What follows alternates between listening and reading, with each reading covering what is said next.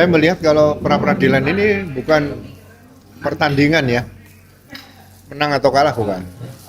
Jadi koreksi dari pengadilan, ya, melalui pra-peradilan, apa yang dirasakan kurang tepat oleh seorang tersangka, ya, yang kemudian dia merasa harus mengadu kemana. Nah, salah satu yang diatur dalam hukum acara pidana adalah dia ajukan gugatan pra-peradilan. Jadi pemohon yaitu Mas Roy Suryo sebagai tersangka yang berkas perkaranya yang pertama di split atau dipisah ya dengan berkas perkara Dr. Tifa, tapi pada saat menjelang pelimpahan berkas perkara Mas Roy Suryo dan Dr. Tifa sebelumnya sudah sangat kooperatif ya, pada saat dilakukan penyidikan dari awal sampai akhir ya, sampai berkas perkara dilimpahkan tahap pertama, kemudian sudah diteliti jaksa, kembali ke penyidik lagi berkali-kali, dan akhirnya dinyatakan P21 oleh jaksa pada tanggal 30 Maret 2026. Biasanya kalau P21 itu sudah disampaikan oleh jaksa peneliti atau pihak kejaksaan atau kejaksaan negeri, ya, itu dalam tempo 14 hari seharusnya sudah dilimpahkan kepada pelimpahan tahap kedua. Tapi mengapa dari tanggal 30 Maret sampai tanggal 19 ya, 19 Juni 2026, Mas Roy Suryo dan Dr. Tifa ditangkap, kemudian pelimpahan tahap kedua dilaksanakan pada hari Senin tanggal 22 Juni 2026. Nah, dengan kooperatifnya Mas Roy Suryo sebagai tersangka dan Dr. Tifa waktu itu wajib lapor, ya, selalu tepat juga, kemudian dicekal perjalanan ke luar negerinya, ya. Tidak ada alasan yang mendasar yang disampaikan oleh hakim pra-peradilan tadi bahwa untuk dilakukan penangkapan. Jadi penangkapan yang dilakukan oleh pihak penyidik Polda Metro Jaya pada tanggal 19 Juni hari Jumat tersebut dinyatakan tidak sah atau dapat dikatakan tindakan sewenang-wenang. Ya. Ini yang mengajukan gugatan hanya Mas Roy Suryo karena Dr. Tifa sudah dilimpahkan ke pengadilan dan sudah menjalankan sidang perdana pada tanggal 2 Juli 2002 kemarin.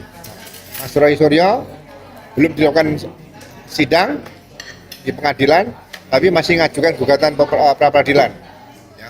Nah, gugatan pra-peradilan tadi sudah saya jelaskan. Yang pertama berkaitan dengan penangkapan Mas Roy Suryo. Itu dianggap tindakan sewenang-wenang karena tidak ada alasan yang mendasar yang bisa diterima sesuai dengan hukum acara pidana untuk dilakukan penangkapan. Karena seharusnya cukup dilakukan dengan surat panggilan 2 kali karena kooperatif, ya, itu sudah dinyatakan oleh hakim. Kemudian yang kedua masalah penggeledahan. Penggeledahan juga sama, seharusnya surat izin ketua pengadilan juga dinyatakan tidak berlaku lagi karena surat izin pengadilan tersebut untuk penggeledahan, ya, itu sudah masuk dalam berkas perkara yang dilimpahkan ke kejaksaan. Ini juga perlu, walaupun tidak dijadikan pertimbangan dalam putusan hakim di pra-peradilan, tapi surat izin pengadilan seharusnya dinyatakan secara jelas kapan dilaksanakan, supaya jangan sampai surat izin ketua pengadilan berkaitan dengan penggeledahan itu bisa berlaku tanpa ada batas waktu. Penggeledahan yang dilakukan itu seharusnya juga berkaitan dengan rencana penangkapan tadi. Jadi kalau penangkapan di dalam rumah berarti biasanya harus minta izin pengadilan untuk melakukan penggeledahan sekaligus penggeledahan. Nah, di situ penggeledahan itu sudah diatur dalam KUHP lama maupun hukum acara pidana yang baru. Ya kan?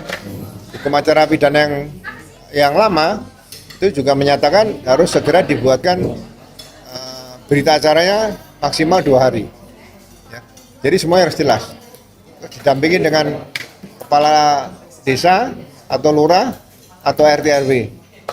Itu harus lengkap. Jadi jangan sampai penggeledahan itu dilaksanakan oleh pihak penyidik sendiri. Ya. Orang-orang harus jelas. Kemudian setelah masuk didudukan dibacakan surat izin ketua pengadilan, kemudian rencana penggeledahan dan penangkapan kalian disampaikan begitu. Nah, penggeledahan yang dilakukan itu juga menurut hakim tadi dinyatakan tidak sah, ya kan? Karena tidak dilakukan sesuai dengan hukum acara pidana yang berlaku saat itu. Kemudian yang ketiga, penahanan.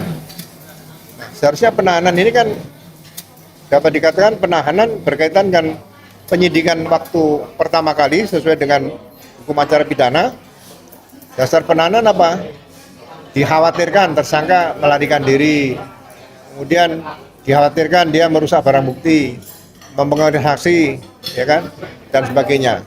Dan ancaman hukumannya di atas 5 tahun. Tapi saya melihat di sini di luar yang disampaikan hakim, ya, bahwa pasal yang diterapkan terhadap Mas Roy Suryo ini juga pasal yang bisa dicari-cari supaya bisa menahan, yaitu pasal dikaitkan pasal 32 Undang-Undang ITE dan pasal 35.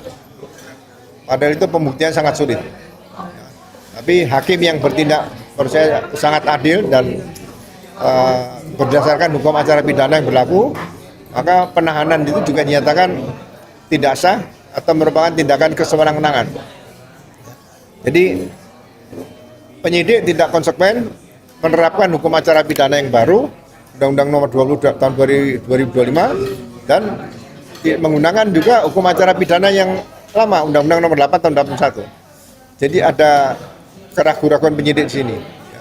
Makanya saya katakan dengan putusan pra-peradilan tadi, ya, yang menerima gugatan seluruhnya dari Mas Roy Suryo sebagai pemohon, ya, kecuali masalah rehabilitasi. Rehabilitasi disampaikan oleh hakim tadi diajukan setelah ada putusan pra-peradilan, nanti salinan putusan pra-peradilan diterima dalam tempo 14 hari diajukan rehabilitasi. Karena ada ketentuan sendiri yang mengatur tentang rehabilitasi. Kalau rehabilitasi menurut hukum acara pidana yang baru, itu nanti bisa dijadikan satu sekaligus dalam paket gugatan pra-peradilan di situ. Jadi nanti ada gugatan pra-peradilan baru berkaitan dengan rehabilitasi yang merupakan bagian dari amar putusan pra-peradilan Mas Roy Suryo hari ini. Jadi sekali lagi, putusan pra-peradilan ini menjadi pelajaran yang baik bagi para penyidik ke depan, apa yang seharusnya bisa dilaksanakan dan tidak bisa dilaksanakan. Jadi tetap menghormati hukum acara pidana yang ada, menghormati hak tersangka dalam melakukan upaya-upaya paksa, ya, sehingga ke depan nanti tidak ada lagi baik pelanggaran secara secara formil maupun material berkaitan dengan penyidikan suatu tindak pidana. Ya, sekali lagi, jangan ada lagi istilah menang atau kalah, tapi ini untuk perbaikan hukum ke depan. Ya, kita berharap para penegak hukum dalam melaksanakan tugasnya baik sebagai penyidik maupun menuntut umum, ya, ataupun sampai ke pengadilan, itu harus berdasarkan pada asas-asas. Yang pertama adalah kaitan rasionalitas. Ya. Jangan membuat analogi-analogi tentang hukum acara pidana atau hukum pidana. Hukum acara pidana atau hukum pidana harus diartikan secara eksplisit apa yang ditulis dalam undang-undang tersebut.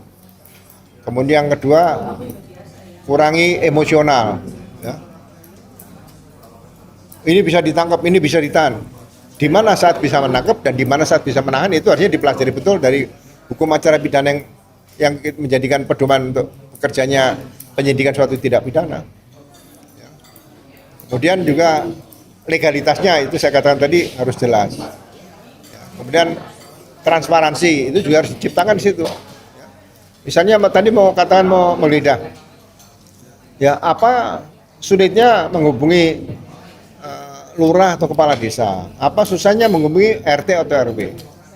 Tidak perlu langsung masuk rumah. Oh cukup ada satpam satu masuk. Tidak perlu. Karena ya saksi, 2 orang saksi juga harus dihadirkan di situ. Saksi yang netral ya. seperti itu. Jadi masuk dulu, yang pemilik rumah disampaikan, ditemui dulu. Ini ada tindakan seperti ini surat yang lengkap dibacakan ya. Apalagi nanti KUHP yang baru, hukum acara pidana yang baru. Pada saat selesai mengajukan penggeledahan di suatu rumah misalnya gitu, itu langsung dibuatkan berita acara penggeledahan dan ditandatangani saat itu oleh pemilik rumah, oleh tersangka, ya, oleh keluarganya, oleh kepala lingkungan atau kepala desa atau lurah, ya, oleh RT RW. Ini lebih sulit. Ya. Jangan dicari alasan-alasan yang mendesak, itu tidak masuk mendesak kalau hanya memanggil atau menangkap lah. Katakan mau di pelimpahan tahap kedua kepada kejaksaan seperti itu. Tadi hakim juga menyatakan seperti itu ya. Jadi tidak ada alasan mendesak untuk melakukan penangkapan, penggeledahan dan penahanan seperti itu ya. Sekali lagi saya mengucapkan terima kasih pada Pak Hakim pra peradilan yang dari Pengadilan Negeri Jakarta Selatan yang bertindak sangat profesional, proporsional dan menggunakan rasa keadilan dan kebenaran yang tidak ada tekanan-tekanan dari manapun, sehingga putusan itu bisa dirasakan sangat adil oleh pemohon waktu itu Mas Sori Suryo, para penasihat hukum dan seluruh bangsa Indonesia ini. Jangan sampai nanti kalau putusan pra peradilan itu salah, tidak tepat, korbannya adalah masyarakat-masyarakat lain yang nanti akan berhadapan dengan hukum. Itu saja yang bisa saya sampaikan. Sekali lagi, mari kita ikuti rencana, mungkin ada tahap pra peradilan berikutnya sebelum nanti sidang berkas perkara Mas Roy Suryo. Pak, pengalaman Bapak sebagai penyidik ataupun Bapak pernah mungkin terlibat dalam pra peradilan di pihak termohon dan pengalaman Bapak yang Bapak rasakan hingga Bapak menjadi penyidik, apa yang Bapak rasakan saat pihak kepolisian itu dinyatakan bersalah? Ya, jadi yang jelas begitu ada gugatan pra peradilan, kita harus menyatakan bahwa jangan sampai ada kesalahan-kesalahan yang fatal yang bisa dibuka di fakta sidang pra peradilan tersebut. Ya kan? Kalau memang ada salah fatal, itu risiko bagi kita. Jadi sekali lagi, kalau sampai diterima gugatan pra peradilan tersebut, kemudian penyidik dinyatakan ada kesalahan, ada kesewenang-wenangan, ada yang tidak tepat, yang tidak sah, ya pasti kita ada perasaan malu di situ lah. Malu, kecewa pasti ada di situ. Jadi atasan pasti akan negur. Kenapa kok bisa kalah? Di mana letak kesalahan itu? Di mana letak kekurangan itu? Di mana letak ketidakprofesionalan situ? Jadi ya seharusnya kalau memang udah ada putusan seperti itu, ya penyidik harusnya yang menangani ya harus dapat sanksi etika profesi seperti itu. Maka pasti ada kekhawatiran ini, pasti Propam juga akan turun tangan untuk bisa menangani ketidakprofesional para penyidik-penyidik tersebut. Itu Pak, menurut Bapak, ini kita pengalaman Bapak, pernahkah Bapak menerima atau titipan sebuah pesan hukum pasal-pasal pada penyidik? Kayak gini, penyidik itu kan independen ya. Jadi begitu ada peristiwa, ya, jangan kita berpikir sebagai atasan, misalnya ada peristiwa perampokan, contoh lah di Medan, perampokan di Medan.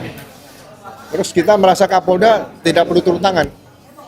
Kita harus turun tangan membantu, jangan sampai ada kesalahan dalam suatu proses penyidikan. Jadi itu bukan intervensi loh. Sekali bukan intervensi. Itu kontrol atasan. Nah, kita ikut di situ menganalisa peristiwanya seperti apa. Barang bukti apa yang harus kita hadirkan di situ. Ya. Jadi jangan sampai kita merasa bahwa udah kamu tangani, nanti kalau dapat bisa menangkap pelakunya itu prestasi dari, misalnya waktu itu saya Kapolda, prestasi Kapolda. Nah, prestasi Kapolda itu kalau dia turut memimpin dalam pengungkapan suatu kasus, bukan Kapolda duduk di meja yang kerja anak buah di lapangan, bukan seperti itu. Itu harus kita lakukan. Seperti di polisi ini ya harus dibedakan dengan militer. Polisi penegak hukum, Jadi kita atasan dari penyidik itu ya kita pimpinan ini bisa memberikan masukan dan saran pada penyidik. Kalau nggak bisa diterima penyidik, ya kita adu argumentasi dengan penyidik, nggak ada masalah. Jangan merasa kalau udah jadi pimpinan itu pasti benar seperti itu. Itu bagi saya seperti itu. Pengalaman Bapak yang paling Bapak ingat, pembelaan Bapak terhadap rakyat Terhadap? rakyat. Hah? Selama Bapak menjadi Kapolda yang Bapak bela itu Oh ya. Jadi begini, kan ada jalur resmi, misalnya ada pengaduan masyarakat, ya kan, melalui Propam atau Irwasnya kalau di Polda lah, kalau di Mabes Irwasnya. Jadi kalau seseorang sudah menjadi Kapolda, itu waktu untuk bertemu dengan masyarakat lebih banyak. Jadi kalau masyarakat didampingi penasihat hukum, mau konsultasi dengan ada dugaan perilaku anggota yang tidak pas lah gitu ya. Nah kalau Kapolda bisa nerima, tidak melalui jalur propam, kan Kapolda lebih cepat bisa nangani. Jadi komunikasi dengan masyarakat itu jangan ada yang ada sekat, ada gap. Jadi kalau ada masalah mendekat Kapolda, Kapolda maju, kita satukan, kita rapatkan, kita gelar perkaranya di situ, ya persoalan 1 hari selesai. Apa kalau persoalan itu harus lewat jalur resmi propam, mungkin bisa 3 bulan, 6 bulan, 9 bulan, 1 tahun belum tentu selesai. Nah, kepuasan masyarakat di situ. Jadi sekali lagi, pangkat dan jabatan itu jangan dipakai sebagai barrier untuk bisa komunikasi dengan masyarakat. Ini yang harus dihindari oleh para pimpinan di daerah, bahwa itu Kapolsek, Kapolres, kemudian Kapolda di situ, atau bahkan Kapolri. Ya, jadi tambah naik jabatan ke atas itu waktu untuk bisa komunikasi dengan masyarakat harusnya lebih banyak, karena anaknya tidak lagi masih kecil-kecil. Misalnya tidak ada Kapolda yang anaknya baru lahir, kan nggak mungkin ada. Pasti anaknya udah umur 17 mah udah kuliah dan sebagainya. Itulah kunci keberhasilan Polri dengan masyarakat itu adalah komunikasi tadi dalam bidang apapun. Seperti itu. Jadi kunci itu adalah komunikasi. Komunikasi, jadi masyarakat yang merasa puas, jadi ada masalah terselesaikan. Kalau masyarakat A ada masalah tidak selesai, B ada masalah tidak selesai, C tidak selesai, mereka ketemu di satu restoran warung kopi, nah itu kan jadi masalah baru yang lama-lama tambah besar. Nah, membangun trust masyarakat, kepercayaan masyarakat pada Polri itu salah satu solusi tepat adalah komunikasi tadi. Karena memang polisi berkewajiban berkomunikasi kan. Iya, ya sama dengan orang ibadah lah. Tiap hari komunikasi dengan yang Maha Kuasa kan bisa. Seperti itu. Jadi waktu kita di dunia ini untuk komunikasi harus diperbanyak. Komunikasi dengan siapapun itu harus diperbanyak. Pak, dalam pembacaan keputusan tadi oleh tim tadi beliau sempat membacakan KUHP lama dan KUHP baru. Atau yang dibaca itu pasal berapa? Tapi yang saya lihat KUHP lama, KUHP baru ini disinkronisasikan beliau untuk memberikan sebuah keputusan. Apakah sebagai penyidik menanggapi hal itu? Ya, aturan di hukum acara pidana yang lama, kalau ada peristiwa yang terjadi penyidikan dan penuntutannya sebelum hukum acara pidana yang baru tadi disahkan, berarti menggunakan hukum acara pidana yang lama. Itu konsekuensinya. Tapi di pasal yang sama tersebut di huruf A tadi, huruf D-nya nyatakan pada saat masuk sidang menggunakan hukum acara pidana yang baru. Nah, itu kan kadang-kadang juga sebagai contoh pada saat surat perintah penangkapan, ya kan, pihak penyidik menggunakan katanya KUHP yang lama, tapi di situ mencantumkan ada KUHP yang baru, jadi kan tidak konsekuen seperti itu. Jadi hakim melihatnya, oh ini kok ada seperti keputusan mendua yang dilakukan penyidik, gitu loh. Jadi kalau menggunakan KUHP lama sih sesuai dengan hukum acara pidana ya gunakan KUHP lama, gunakan KUHP baru ya KUHP baru, gitu loh. Jadi kalau proses sudah lewat, sudah dilimpahkan jaksa dan jaksa sudah akan melimpahkan tapi sudah membuat dakwaan tadi, kan ini masih ada masa sebelum peradilan, yaitu pra peradilan tadi. Nah ini masih bisa ditangani di pra peradilan. Nah pra peradilan itu di pasal 361 ayat, bukan ayat, huruf D tadi itu haknya pengadilan, makanya pra-peradilan Mas Roy Suryo bisa diterima oleh hakim pra-peradilan seperti itu. Secara humanity Pak, secara kemanusiaan bukan dari Bapak. Iya. Ada nggak Bapak memiliki perasaan khawatir bahwa hakim itu justru tidak berpihak pada yang kebenaran? Ya, hakim kan juga manusia ya, tapi kalau dalam pra-peradilan inilah saat yang tepat karena ini masa transisi nih. Hukum acara pidana lama dan hukum acara pidana baru. Jadi ini menarik bagi saya. Kalau hakim yang memutus pra-peradilan tadi salah dalam mengambil putusan ya, saya tidak berani katakan bahwa apakah KUHP ini yang baru, ini hukum acara pidana baru ini dapat berjalan baik ke depan. Karena putusan hakim pra-peradilan tadi akan digunakan dalam tugas-tugas penyidikan lanjutan lainnya nanti yang akan jadi mengalami sama dengan apa yang dilakukan oleh Mas Roy Suryo tadi pada saat penggeledahan, penangkapan maupun penahanan. Itu yang harusnya jangan sampai terjadi. Pak, ini kan sempat beredar ya, sedikit wajar dia sebagai Kapolri pasti membela dan hormat bahwa Sigit sempat mengucap bahwa mengatakan Kapolda itu sudah benar dalam mentersangkakan dalam menangkap proses pengendalian semuanya itu. Nah, menurut Bapak sih sebagai mantan Kapolri, bagaimana? Ya, seharusnya dengan peristiwa yang terjadi terhadap Mas Roy Suryo tadi, ya, yang bicara paling tinggi cukup Kapolda lah. Jangan langsung Pak Kapolri. Jadi kalau ada putusan pra-peradilan seperti sekarang ini kan seolah apa yang disampaikan Pak Kapolri itu kan berarti dinyatakan dibatalkan oleh putusan pra-peradilan. Ya kan? Jadi posisi jabatan Kapolri ini harusnya sudah mendelegasikan pada Kapolda dengan menangani Mas Roy Suryo, kan ditangani oleh Dirkrimum nih. Ya, harusnya yang bisa menjawab kalau ada pertanyaan itu cukup Kapolda yang menjawab pada publik, jangan langsung diambil alih sama Pak Kapolri seperti itu. Kasihan nanti institusi Polri kalau ya orang pasti tanya-tanya, loh, kok statement Pak Kapolri akhirnya kan dipatahkan oleh putusan hakim tunggal pra-peradilan seperti itu. Bapak Kapolri gegabah atau hanya sebatas dia melakukan pernyataan seperti ini? Ya menurut saya begini, kepemimpinan itu harus dimulai dari bawah kan, dari secara berjenjang. Ya. Jadi saya katakan bahwa makin tinggi itu tingkat emosional orang harus bisa lebih dikendalikan. Misalnya saya seorang Kapolri ditanya, Pak, bagaimana tanggapan Bapak tentang peristiwa penangkapan Pak Roy Suryo? Ya, kalau memang masyarakat nanti merasa tidak puas, silakan melalui pra-peradilan. Masih ada lembaga yang bisa menentukan sah atau tidaknya penangkapan, penggeledahan, penyitaan gitu.